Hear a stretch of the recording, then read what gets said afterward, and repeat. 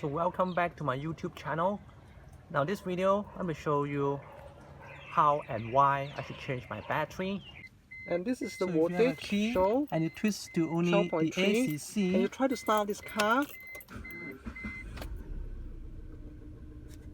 it doesn't really want it to start. Only then you kick up to 13.9. So this is the 12 volt battery. I've opened up the car. It's located over the right hand side, nearer to the inlet. So before I disengage it, there is a sequence you need to follow. First, you need to disengage the negative side. So this is the side where all the electron will comes out from the battery. Once you have disengaged the negative, only then you disengage the positive. Right? So I have here I'm using a 10 mm wrench to loosen up this nut.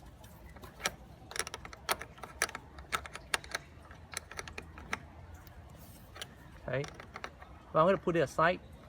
I'm going to stop this video for a while. So here I've disengaged the negative. Now I'm going over to the positive side. So this positive side, I'm going to disengage I'm using a 10 mm, the same nut. I'm using the same wrench, but using a right hand grip screw, turn to the right. So I have here a 12 mm socket used to remove the bowl down here.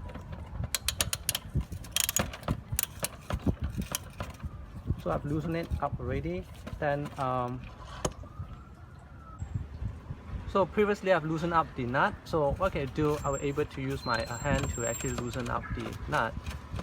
If you do not have this tool, maybe you need to use a long Phillips screwdriver to do this job.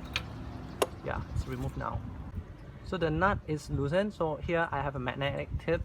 So what happened? I'm going to pick it up using a magnet. So once I remove the nut down there, I will be able to lift this battery up, straight up. So I've placed this battery back into position. So be sure when it came down, you don't knock onto your plastic holding as well as your positive terminal, or else you will just break it. So you gently lift it downwards without knocking onto the surface. Right? Then what happens? You push it to the side so that your bracket will be able to secure. I'm not sure you can see it down there. Okay. Can you see it?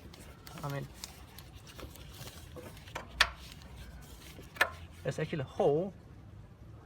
Right, you can see it here. Right, there's a hole for the nut to be placed onto the hole, so that this bracket would hold my battery into position. Then what you do would be you tighten it back into position. You don't want to overdo it. When connecting your battery, you would first connect the positive. Okay, so I'm going to apply this dielectric grease onto the surface. So I've actually tightened the positive side first. The gap here has been closed up already. You don't want to overdo it, but you've got to be sure it is tight. Well, I shake it, it's not moving, so it's tight. Then I close it back. Then followed by the negative side. Again, I'm going to apply the same dielectric grease onto the surface, around it.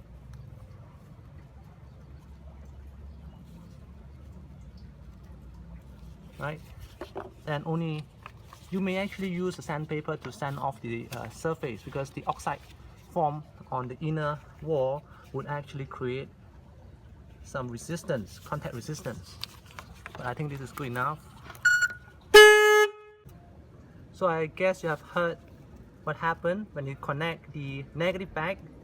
Your alarm system will reset, and then the alarm will be triggered. Then what's going to do next is I'm going to tighten it. Tighten it. You are going to put inwards. Put inwards. I think it's definitely not moving. So to try if it's working or not, let's go start up the car and check for the voltage. So I have a go to AC. And now the voltage registered to be 14 volt, way much better than before. Thank you for watching my video.